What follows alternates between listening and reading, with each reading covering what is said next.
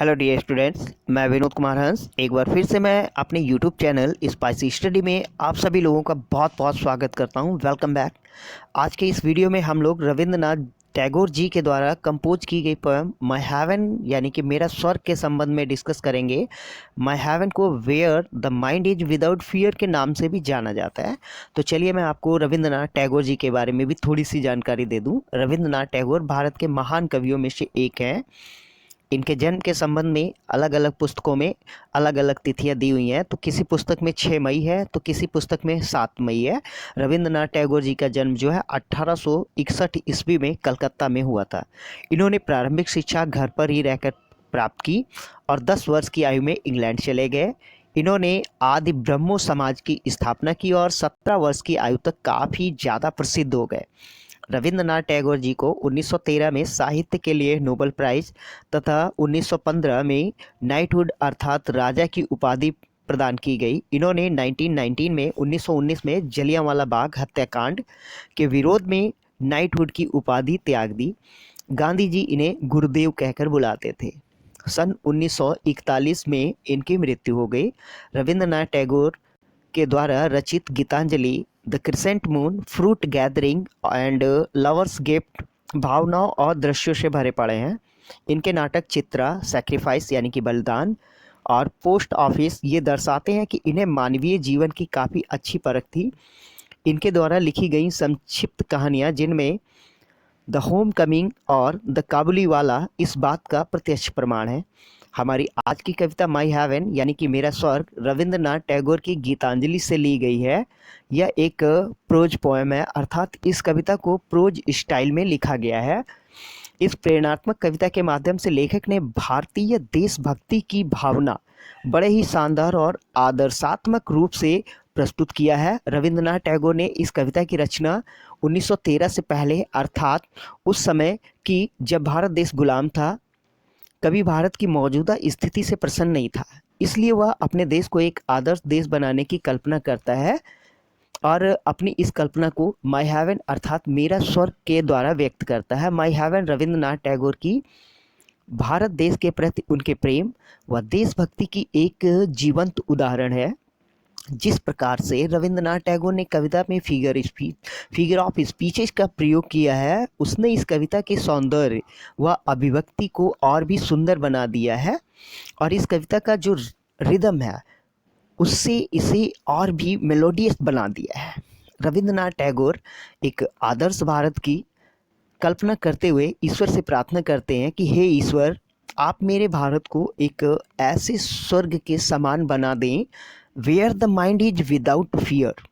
यहाँ पे वेयर का अर्थ जहाँ अर्थात भारत देश से है और माइंड का अर्थ वैसे तो मस्तिष्क या दिमाग होता है, लेकिन यहाँ पर माइंड का अर्थ पीपल ऑफ इंडिया अर्थात भारत देश के निवासी, विदाउट बिना किसी भय, फियर का अर्थ भय या डर है।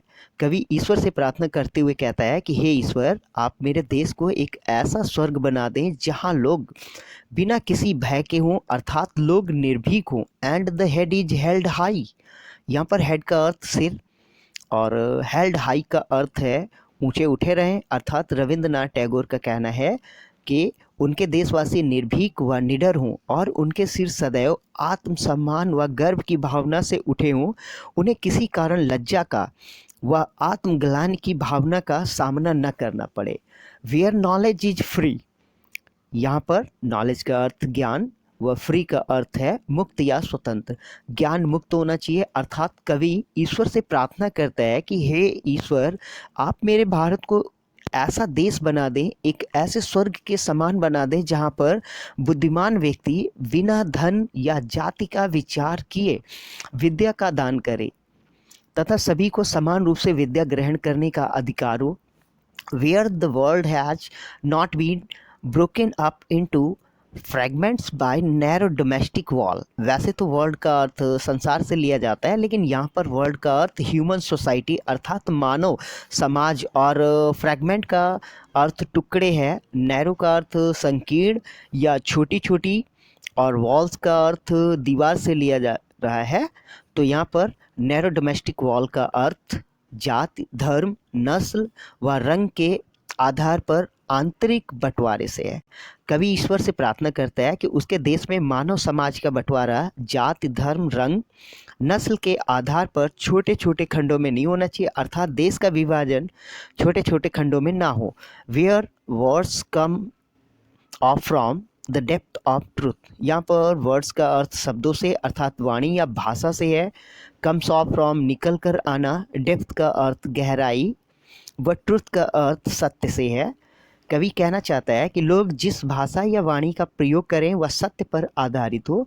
लोग दिखावे या फिर दूसरों को प्रसन्न करने के लिए कुछ न कहें। Where tireless striving stretches its arm towards perfection.